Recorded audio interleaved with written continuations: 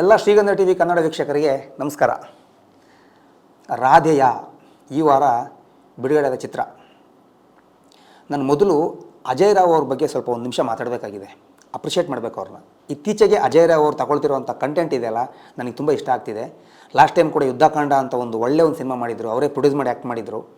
ಈಗ ರಾಧೆಯ ಅನ್ನೋ ಸಿನಿಮಾದಲ್ಲೂ ಕೂಡ ಒಂದು ಸಬ್ಜೆಕ್ಟ್ ಚೆನ್ನಾಗಿ ಇಟ್ಕೊಂಡಿದ್ದಾರೆ ಅವ್ರು ಆಯ್ಕೆ ಮಾಡೋ ಸಬ್ಜೆಕ್ಟ್ ಚೆನ್ನಾಗಿದೆ. ಅವ್ರದ್ದೇ ಒಂದು ಶೈಲಿಯಲ್ಲಿ ಅವ್ರದ್ದೇ ಒಂದು ಜಾನರ್ಲಿ ಮಾಡ್ಕೊಂಡು ಸಿನಿಮಾ ಮಾಡ್ತಿದ್ರು, ಪ್ರೊಡ್ಯೂಸರ್ ಮಾಡ್ತಿದ್ರು, ಅವ್ರು ಆ್ಯಕ್ಟ್ ಮಾಡ್ಕೊಂಡು ಹೋಗ್ತಿದ್ರು. ಇತ್ತೀಚೆಗೆ ಅವ್ರು ಆಯ್ಕೆ ಮಾಡೋ ಸಬ್ಜೆಕ್ಟ್ ನನಗೆ ತುಂಬ ಖುಷಿ ಆಗ್ತಿದೆ. ಒಂದು ಜವಾಬ್ದಾರಿಯುತ ಒಂದು ನಾಯಕ ನಟ ಜವಾಬ್ದಾರಿಯುತ ಪಾತ್ರಗಳು ಹೆಂಗೆ ಮಾಡಬೇಕು ಅಂತ ಹೇಳೋದು ನಾವು ನಿಭಾಯಿಸ್ಕೊಂಡು ಹೋಗ್ತಿದ್ದಾರೆ. ಆಮೇಲೆ ಒಂದು ಸಾಮಾಜಿಕ ಕಳಕಳಿದ ಸಿನಿಮಾಗಳನ್ನ ಮಾಡ್ತಿದ್ದಾರೆ. ಅಂದರೆ ಇವರು ಸಿನಿಮಾ ವೃತ್ತಿನ ತುಂಬ ಸೀರಿಯಸ್ ತಗೊಂಡಿದ್ದಾರೆ ಅಂತ ಹೇಳಕ್ಕೆ ನಾನು ಇಷ್ಟಪಡ್ತೀನಿ. ತುಂಬ ನಮ್ಮ ಅಜಯ್ ರಾವ್ ಅವ್ರಿಗೊಂದು ಅಭಿನಂದನೆ ಸಲ್ಲಿಸೋಣ. ರಾಧೆಯ ವೇದಗುರು ನಿರ್ದೇಶನ ಚಿತ್ರ. ಸಿನಿಮಾಕ್ಕೆ ಮ್ಯೂಸಿಕ್ ಮಾಡಿದವರು ವಿಯಾನ್ ಎಸ್ ಎ ಅಂತ, ಲಿರಿಕ್ಸ್ ಬರೆದವರು ಪ್ರಮೋದ್ ಮರವಂತೆ, ಇದಕ್ಕೆ ಕ್ಯಾಮರಾ ವರ್ಕ್ ರಮ್ಮಿ ಅವರು, ಎಡಿಟ್ ಮಾಡಿದವರು ಸುರೇಶ್ ಆರ್ಮುಗಮ್ ಅವರು, ಆರ್ಟ್ ಡೈರೆಕ್ಟರ್ ಬಂದು ಅಮರ್ ಅವರು. ಈ ಸಿನಿಮಾದಲ್ಲಿ ಒಂದು ಆ್ಯಕ್ಷನ್ ಸಿನಿಮಾ ಕೂಡ ಇದು. ಹಾಗಾಗಿ ಅರುಣ್ ರಾಜ್, ನರಸಿಂಹ ಮತ್ತು ವಿಕ್ಕಿ ಇವರು ಸ್ಟೆಂಟ್ ಮಾಸ್ಟರ್ ಕೆಲಸ ಮಾಡಿದ್ದಾರೆ. ಪಾತ್ರವರ್ಗ ಬಂದು ಅಜಯ್ ರಾವ್ ಅವರು, ನಮ್ಮ ಸೋನಾಲ್ ತರುಣ್ ಅವರು, ಧನ್ಯಾ ಬಾಲಕೃಷ್ಣ ಅವರು, ಗಿರೀಶ್ ಶಿವಣ್ಣ ಅವರು, ಅರವಿಂದ್ ರಾವ್ ಅವರು, ಇಷ್ಟು ಜನ ಇದರಲ್ಲಿ ಆ್ಯಕ್ಟ್ ಮಾಡಿದ್ದಾರೆ. ಚಿಕ್ಕ ಪಾತ್ರವರ್ಗ, ಸಿನಿಮಾದಲ್ಲೇನು ತುಂಬ ಪಾತ್ರವರ್ಗಗಳಿಲ್ಲ, ಒಂದು ಚಿಕ್ಕ ಪಾತ್ರವರ್ಗನೇ. ಒಂದು ಸಸ್ಪೆನ್ಸು, ಥ್ರಿಲ್ಲರು, ಕ್ರೈಮು ಇದೆಲ್ಲ ಒಂದೊಂದು ಬೇರೆ ಬೇರೆ ಜಾನರ್ಗಳ ಸಿನಿಮಾದಲ್ಲಿ ಒಂದೇ ಅನ್ಕೋಬಾರ್ದು. ಆದರೆ ಈ ಸಿನಿಮಾದಲ್ಲಿ ಎಲ್ಲನೂ ಇದೆ. ಒಂದು ಬಾಂಧವ್ಯ ಇದೆ, ಪ್ರೀತಿ ಪ್ರೇಮ ಇದೆ, ಆ್ಯಕ್ಷನ್ ಇದೆ, ಆಮೇಲೆ ಒಂದು ಸಸ್ಪೆನ್ಸ್ ಇದೆ, ಕೆಲವು ಟ್ವಿಸ್ಟ್ಗಳಿದೆ, ಎಲ್ಲ ಸೇರಿ ಒಳಗೊಂಡ ಸಿನಿಮಾ ರಾಧೆಯ. ಒಂದು 35-40 ಕೊಲೆಗಳನ್ನ ಮಾಡಿದಂಥ ಒಬ್ಬ ಸೀರಿಯಲ್ ಕಿಲ್ಲರು ತಾನೇ ಬಂದು ಸರೆಂಡರ್ ಆಗ್ತಾನೆ ಪೊಲೀಸ್ ಸ್ಟೇಷನ್ಗೆ. ಅವನು ಯಾಕೆ ಸರೆಂಡರ್ ಆಗ್ತಾನೆ, ಅವ್ನು ಯಾಕೆ ಅಷ್ಟು ಕೊಲೆಗಳನ್ನ ಮಾಡ್ತಾನೆ, ಅವ್ನು ಸೈಕೋಪ್ಯಾತ, ಅವ್ನು ಮೆಂಟಲ್ ಏನಾದರೂ ಅವ್ನು ಡಿಸ್ಟರ್ಬ್ ಆಗಿದ್ದಾನ, ಅವ್ನು ಯಾಕೆ ಇಷ್ಟು ಕೊಲೆಗಳನ್ನ ಮಾಡ್ದ, ಇದ್ರ ಫ್ಲ್ಯಾಶ್ ಬ್ಯಾಕ್ ಏನು, ಇದು ನೋಡಬೇಕಾದ್ರೆ ನೀವು ರಾಧೆಯ ಸಿನಿಮಾ ನೋಡಬೇಕು. ನನಗಿದ್ರಲ್ಲಿ ಇಷ್ಟ ಆಗಿದ್ದು ಅಜಯ್ ರಾವ್ ಅವ್ರ ಪಾತ್ರ. ಒಂದು ಬೇರೆ ಬೇರೆ ರೀತಿಯಲ್ಲಿ ಪಾತ್ರ ಮಾಡ್ಕೊಂಡು ಹೋಗ್ತಿದ್ದವರು, ಒಂದು ಕೃಷ್ಣ ಅಂತ ಹೇಳುವಂಥ ಒಂದು ಹೆಸರಿಗೆ ಫೇಮಸ್ ಆಗಿದ್ದರು. ಇದರಲ್ಲಿ ಒಂದು ವಿಭಿನ್ನ ಸಿನಿಮಾ ಅಂತ ಹೇಳ್ಬೋದು ಅವರಿಗೆ. ಅವ್ರ ಪಾಲ್ಗೊಂದು ವಿಭಿನ್ನ ಸಿನಿಮಾ ಇದು. ಒಂದು ಸೈಕೋಪಾತ್ ಪಾತ್ರ ಮಾಡೋದು ಅದು ಅಷ್ಟು ಈಸಿ ಅಲ್ಲ, ಸ್ವಲ್ಪ ಬೇರೆ ಬೇರೆ ಥರ ಆಡಬೇಕಾಗುತ್ತೆ. ಅಲ್ಲಿ ಆ್ಯಕ್ಟಿವಿಟೀಸ್ ಬೇರೆ ಬೇರೆ ಥರ ಇರುತ್ತೆ. ತುಂಬ ಚೆನ್ನಾಗಿ ಮಾಡಿದ್ದಾರೆ ಕೂಡ. ಫ್ಲ್ಯಾಶ್ ಬ್ಯಾಕಲ್ಲೂ ಕೂಡ, ಆಮೇಲೆ ಅವರು ರಿಯಾಲಿಟಿಗೆ ಬಂದಾಗ ಕೂಡ ತುಂಬ ಚೆನ್ನಾಗಿ ಮಾಡಿದ್ದಾರೆ. ಅವರಿಗೆ ತುಂಬ ಸ್ಕ್ರೀನ್ ಪ್ರೆಸೆನ್ಸ್ ಹೊಂದ್ಕೊಂಡಿದೆ ಇದಕ್ಕೆ. ಆಮೇಲೆ ಕಾಸ್ಟ್ಯೂಮ್ ಚೆನ್ನಾಗಿ ಹಾಕಿದ್ದಾರೆ, ಡೈಲಾಗ್ ಡೆಲಿವರಿ ಎಲ್ಲ ಸೂಪರ್ ಆಗಿದೆ. ಇದೆಲ್ಲ ಮಾಡಬೇಕು, ಅವ್ರ ಕರ್ತವ್ಯ ಕೂಡ. ಬಟ್ ಯಾಕೆ ಹೇಳ್ತೀನಿ ಅಂದರೆ, ಒಂದೇ ಥರ ಮಾಡ್ಕೊಂಡು ಬಂದವರು ಕೆಲವು ಬೇರೆ ಬೇರೆ ಮಾಡಿದಾಗ ನಾನು ಅಪ್ರಿಷಿಯೇಟ್ ಮಾಡಬೇಕಾಗುತ್ತೆ. ಅದಕ್ಕೆ ಅವ್ರನ್ನ ನಾನು ಅಪ್ರಿಷಿಯೇಟ್ ಮಾಡ್ತಾಯಿದ್ದೀನಿ. ಸೋನಾಲ್ ಅವರು ಕೂಡ ತುಂಬ ಚೆನ್ನಾಗಿ ಮಾಡಿದ್ದಾರೆ. ಧನ್ಯಾ ಬಾಲಕೃಷ್ಣ ಅವ್ರ ಪಾತ್ರ ಚೆನ್ನಾಗಿದೆ. ಅರವಿಂದ್ ರಾವ್ ಅವರು ಕೂಡ ಅದ್ಭುತ ಆ್ಯಕ್ಟಿಂಗ್ ಮಾಡಿದ್ದಾರೆ. ಅವರು ಆಲ್ರೆಡಿ ರಂಗೀತರಂಗದಲ್ಲಿ ತುಂಬ ಹೆಸರು ಮಾಡಿದರು. ಗಿರೀಶ್ ಶಿವಣ್ಣ ಅವರು ಲಾಯರ್ ಪಾತ್ರ ಚೆನ್ನಾಗಿ ಮಾಡಿದ್ದಾರೆ. ಇಲ್ಲಿ ನೋಡಿ, ನಾನು ನೆಗೆಟಿವ್ ಪಾಸಿಟಿವ್ ಅಂತ ಹೇಳ್ಕೊಂಡು ಹೋಗಲ್ಲ.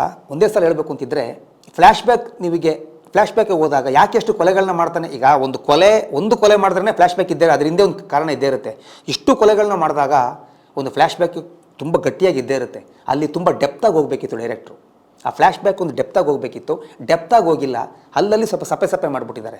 ಫ್ಲ್ಯಾಶ್ ಬ್ಯಾಕಲ್ಲಿ ಯಾವಾಗಲೂ ಸಂಭಾಷಣೆಗಳು ಹರಿತವಾಗಿರಬೇಕು, ತುಂಬ ತೂಕವಾಗಿರಬೇಕು. ಆಗಲೇ ಅವ್ನು ನೆಕ್ಸ್ಟ್ ಅವನು ಏನು ಮೈಂಡ್ ಹ್ಯಾಕಿಂಗ್ ಆಯ್ತು ಒಂದು ಅಂತ ಹೇಳೋಕ್ಕೆ ಅಲ್ಲಿ ಕಾರಣ ಅಲ್ಲಿ ಬರುತ್ತೆ. ಅಲ್ಲಿ ಸಂಭಾಷಣೆ ಸ್ವಲ್ಪ ಇನ್ನೂ ಖಡಕ್ಕಾಗಿ ಬರೀಬೇಕಿತ್ತು. ಅಲ್ಲಿ ಮತ್ತು ಸ್ಕ್ರೀನ್ ಪ್ಲೇ ಕೂಡ ಸ್ವಲ್ಪ ಸಡಿಲ ಆಯಿತು ಅನಿಸುತ್ತೆ. ಅದು ಬಿಟ್ಟರೆ ಫಿಲಮು ಫಸ್ಟ್ 20 ನಿಮಿಷ, ಕೊನೆ 20 ನಿಮಿಷ ಅಲ್ಟಿಮೇಟ್ ತುಂಬ ಚೆನ್ನಾಗಿದೆ. ಪ್ರೇಕ್ಷಕರನ್ನ ಹಂಗೆ ಹಿಡಿದಿಟ್ಕೊಳ್ಳುತ್ತೆ ಸಿನಿಮಾ. ಆ ಕ್ಲೈಮ್ಯಾಕ್ಸು ಮತ್ತು ಸ್ಟಾರ್ಟಿಂಗು ಎರಡು ತುಂಬ ಚೆನ್ನಾಗಿದೆ.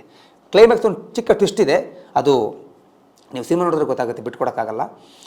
ಅದು ಬಿಟ್ಟರೆ ಸಿನಿಮಾದಲ್ಲಿ ಒಂದು ಒಳ್ಳೆ ಕಂಟೆಂಟ್ ಇದು ಒಳ್ಳೆ ಕಂಟೆಂಟ್ ಇರೋ ಸಿನಿಮಾನೇ. ಒಂದು ಆತ್ಮ ಮತ್ತು ಕರ್ಮದ ಬೇಸ್ ಮೇಲೆ ಮಾಡಿ ಸಿನಿಮಾ ಇದು.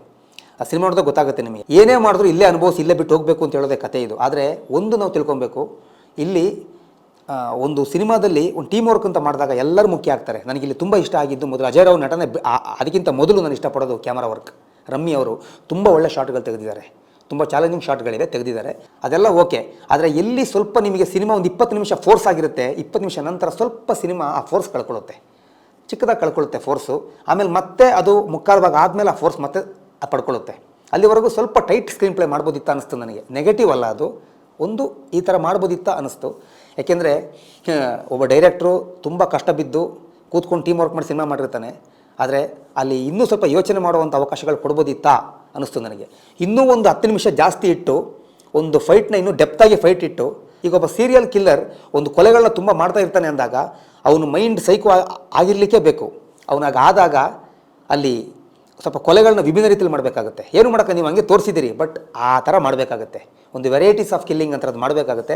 ಅದೆಲ್ಲೋ ಸ್ವಲ್ಪ ಮುಚ್ಚುಮರೆ ಆಯ್ತದು. ಒಂದು ಕೊಲೆಗಳು ಮಾಡ್ಕೊಂಡು ಹೋಗ್ತಾರೆ, ಅಷ್ಟು ವಿಭಿನ್ನ ಅನಿಸಲ್ಲ. ಅದೊಂದು ಸ್ವಲ್ಪ ಎಲ್ಲೋ ಒಂದು ಕಡೆ ಸ್ವಲ್ಪ ತೂಕ ಕಡಿಮೆ ಆಯಿತು ಅನಿಸ್ತು. ಬಿಟ್ಟರೆ ಉಳಿದಿದ್ದೆಲ್ಲ ಓಕೆ. ಆಮೇಲೆ ಇಲ್ಲಿ ಮುಖ್ಯವಾಗಿ ನಾನು ಗಮನಿಸಬೇಕಾಗಿದ್ದು ಒಂದು ಅಣ್ಣ ತಂಗಿ ಬಾಂಧವ್ಯ. ಈ ಸಿನಿಮಾದಲ್ಲಿ ಎಲ್ಲ ಅದಕ್ಕೆ ಹೇಳಿದ್ನ ಎಲ್ಲ ಅಂಶ ಒಳಗೊಂಡಿದೆ ಅಂತ. ಒಂದು ಅಣ್ಣ ತಂಗಿ ಬಾಂಧವ್ಯ ಇದೆ. ಆ ನಂತರ ಏನಾಯಿತು, ಆ ಕ್ಲೈಮ್ಯಾಕ್ಸಲ್ಲಿ ಅದೇನು ಟ್ವಿಸ್ಟು ಅದೆಲ್ಲ ನೋಡಬೇಕಾದ್ರೆ ಅದೇ ನೋಡಬೇಕು ನೀವು. ಸಿನಿಮಾ ನನಗೆ ಇಷ್ಟ ಆಯಿತು. ಸ್ವಲ್ಪ ಮಧ್ಯದಲ್ಲಿ ಸೆಂಟ್ರಲ್ಲಿ ಸ್ವಲ್ಪ ಸ್ಕ್ರೀನ್ ಪ್ಲೇನ ಸಂಭಾಷಣೆನ ಟೈಟಾಗಿ ಇಡಬೇಕಿತ್ತು ಅನ್ನಿಸ್ತು. ಅದು ಬಿಟ್ಟರೆ ಇನ್ನೆಲ್ಲ ಓವರಾಲ್ ಓಕೆ. ಒಂದು ಪೂರ್ತಿ ಸ್ವರೂಪ ನೋಡಿದಾಗ ಒಂದು ಗುಡ್ ಮೂವಿ ಅಂತ ಹೇಳ್ಬೋದು. ನಿಜವಾಗಲೂ ಅವ್ನು ಸೈಕೋಪಾತ, ಅವನು ಸೇಡ್ ತೀಸ್ಕೊಳ್ಳೋಕೆ ಕೊಲೆ ಮಾಡ್ತಾನ, ಮೆಂಟಲ್ ಡಿಸ್ಟರ್ಬ್ ಆಗಿರ್ತಾನ, ಇದೆಲ್ಲ ನೋಡಬೇಕಾದ್ರೆ ನೀವು ಅದು ಕ್ಲೈಮ್ಯಾಕ್ಸಲ್ಲಿ ನೋಡಲೇಬೇಕು. ಇಲ್ಲಿ ಮೇಯ್ನಾಗಿ ಒಂದು ಬಾಂಧವ್ಯದ ಕಥೆ ಇದು, ಅದರೊಟ್ಟಿಗೆ ಆತ್ಮ ಮತ್ತು ಒಂದು ಕರ್ಮದ ಬೇಸ್ ಮೇಲೆ ಹೋಗೋ ಕಥೆ ಇದು. ಹಾಗಾಗಿ ಒನ್ ಟೈಮ್ ವಾಚಬಲ್ ರಾಧೇಯ. ಎಲ್ಲ ವೀಕ್ಷಕರಿಗೂ ನಮಸ್ಕಾರ.